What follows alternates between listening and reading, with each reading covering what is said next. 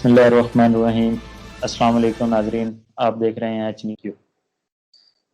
औज़ुबिल्लाहि मिनश्शैतानिर्रजीम, बिस्मिल्लाहिर्रहमानिर्रहीम। अस्सलाम वालेकुम नाज़रीन, आप देख रहे हैं और मैं हूं आपका मेज़बान नसीबुल हक। नाज़रीन, आज हमारे साथ ऐसी शख्सियत मौजूद हैं जिनसे मुझे बहुत कुछ सीखने का मौका मिलेगा। मेरी एक दोए हद ख्वाहिश थी कि मैं इनसे मुखातिब हूँ। आज मैं उनसे मुखातिब हूँ। मोहतरम मुर्तज़ा अली शाह साहब लंदन से हमारे साथ मौजूद हैं। मुर्तज़ा अली शाह साहब, बहुत बहुत शुक्रिया, आपने मुझे वक्त दिया। बहुत शुक्रिया। मुर्तज़ा अली शाह साहब, आज बहुत बड़ी शख्सियत से मैं आज मुखातिब हूँ। मुझे एक दिली ख्वाहिश थी मेरी, जो आज अल्लाह ताला ने मेरी पूरी की। तो मुर्तज़ा अली शाह साहब, मैं ज़्यादा वक्त आपका नहीं लूँगा। सबसे पहले मुझे ये बताइएगा कि मैं ज़ाती तौर पर समझता हूँ कि आपको ब्रॉडशीट के मामले पर बहुत कुछ जानते हैं। थोड़ा सा आवाम को इससे आगाह कीजिएगा, ये कैसे शुरू देखिए हुआ?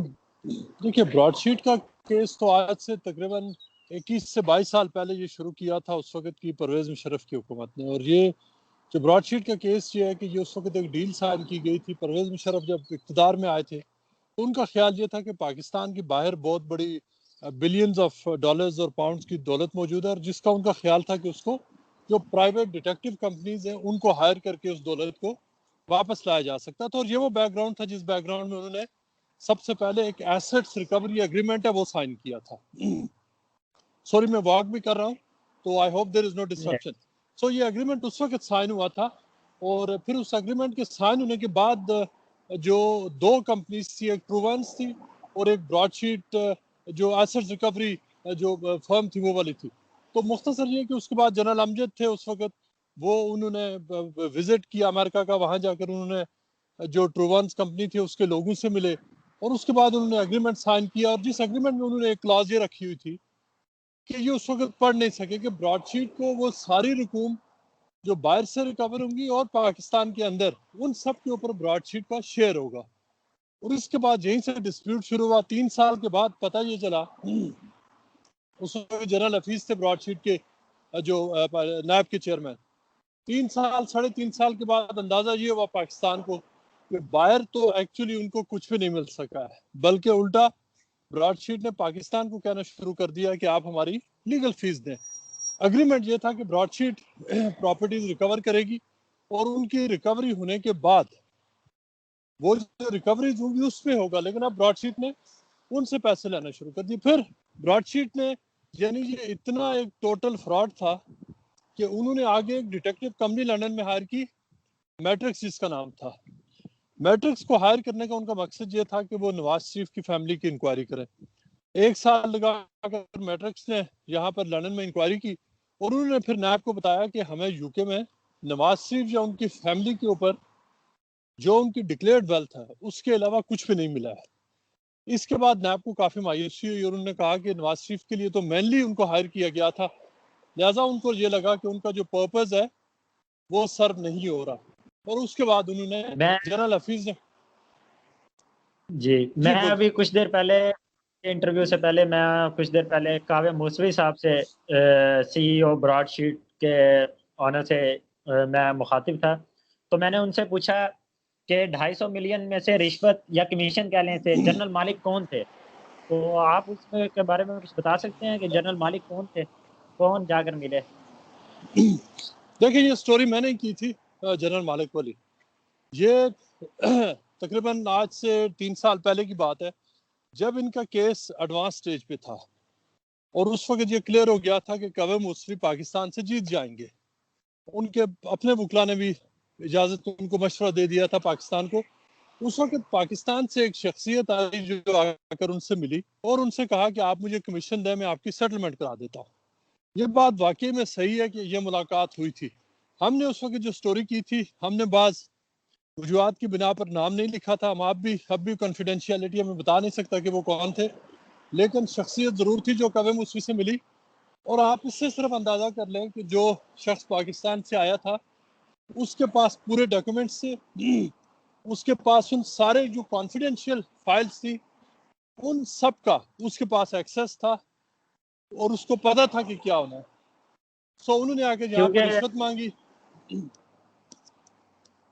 जी सही, मैं मुर्तज़ा अली शाह साहब, शहजाद अकबर और कावे मुसवी का कितना पुराना ताल्लुक है और कितनी बार इनकी मुलाकात हुई? क्या आपने कही है, क्योंकि आप लंदन में हैं इस वक्त, कावे मुसवी भी लंदन में है। देखिए, शहजाद अकबर और कावे मुसवी की यहाँ पर दो मीटिंग्स हुई हैं, और ये दोनों, पहली मीटिंग वो थी जिसमें जो डेविड रॉस से डेली मेल के रिपोर्टर वो भी बैठे हैं, और उनके बैठने का मकसद ये था, कावे मुसवी ये कह रहे हैं कि उनके पास सबूत मौजूद है कि उन्होंने उनसे कहा था कि मैं आपको तहरीक इंसाफ की हुकूमत में मेरे कॉन्टैक्ट से मैं आपको पैसे दिलवा देता हूँ, उसमें से आप 2.5 लाख पाउंड मुझे दे देना।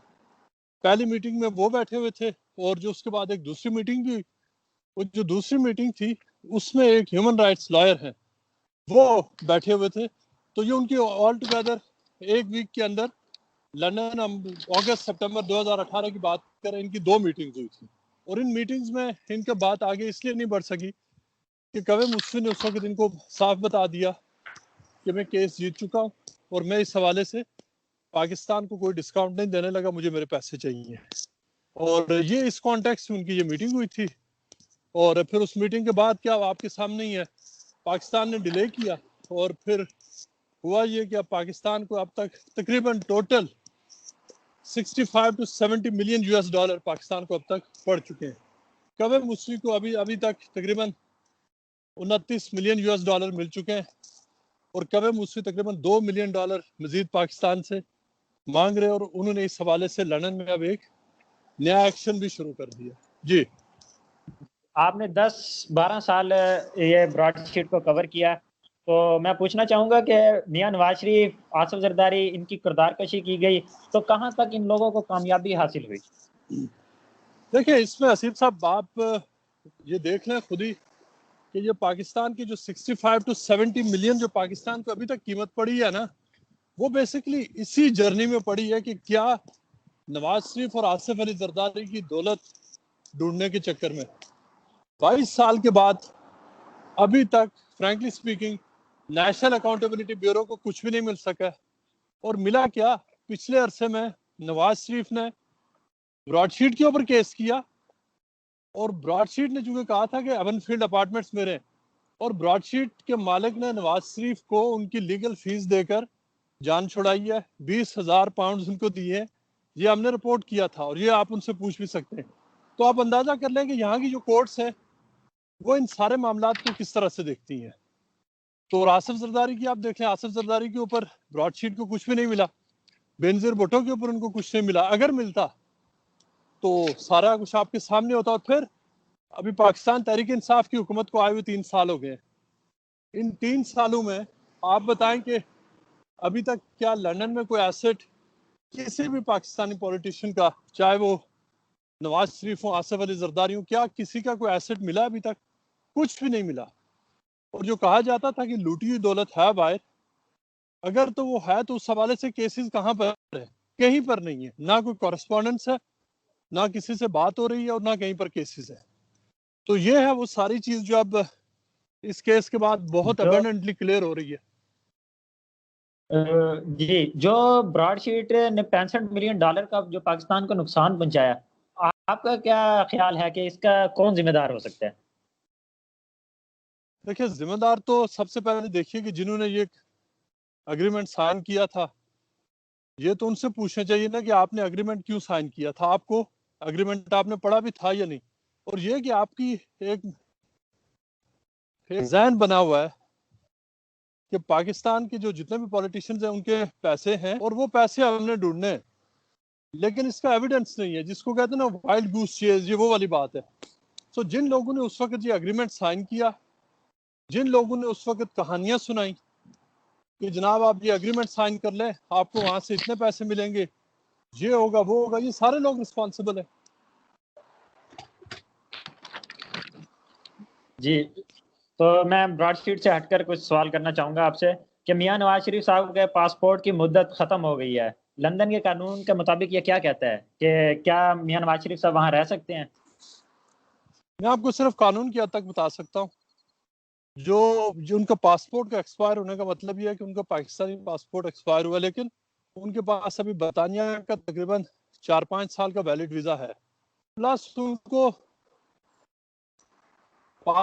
पासपोर्ट एक्सपायर होने के बाद उन्होंने पाकिस्तान को कि आप मेरा पासपोर्ट रिन्यू करें, और वो शेख रशीद ने, आपको याद होगा, बयान दिया था कि हम पासपोर्ट रिन्यू नहीं करेंगे। तो उसके बाद उनका एक जस्टिफिकेशन तो उनकी है कि इस वक्त उनके पास पाकिस्तानी पासपोर्ट ही नहीं है, और उन्होंने अप्लाई किया और उसको रिन्यू नहीं किया गया।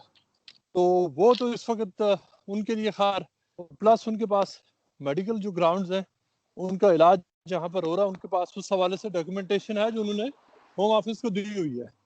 तो उस हद तक उनके पास, उनके यहाँ पर जो रेजिडेंस है, जहाँ पर जो उनका स्टे है, उसमें कोई प्रॉब्लम नहीं है जी।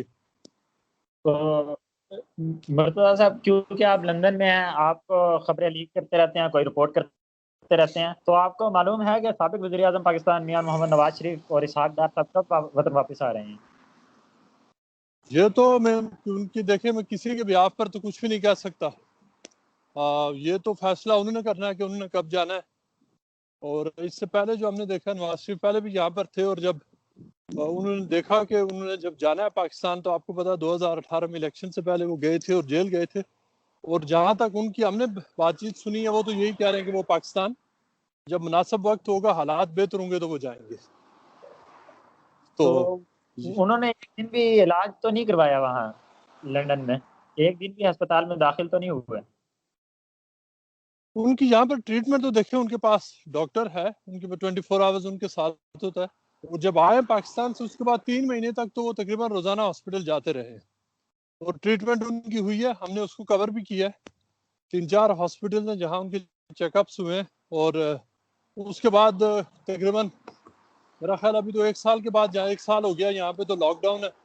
उस लॉकडाउन में उनके जो प्राइवेट जो ट्रीटमेंट है, वो तो नवाज शरीफ की वो हो रही है, उनके डॉक्टर्स हैं, वो उनसे रेगुलरली चेकअप्स वगैरह, असेसमेंट वगैरह, वो तो उनकी चल रही है। लेकिन उनका देखिए यहाँ पर जो उनका मेडिकल रिकॉर्ड एग्जैक्टली क्या है, क्या डिटेल्स हैं, ये सारा प्राइवेट और यहाँ पर जो डॉक्टर्स हैं और हॉस्पिटल्स हैं, वो लीक नहीं कर सकते, और ना ही हमें पता चल सकता है। ठीक है,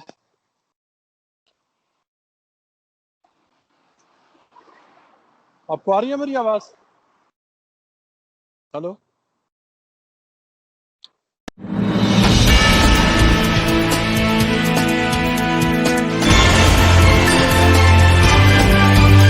बिस्मिल्लाहिर्रहमानिर्रहीम। अस्सलाम वालेकुम नाज़रीन, आप देख रहे हैं एच न्यूज़।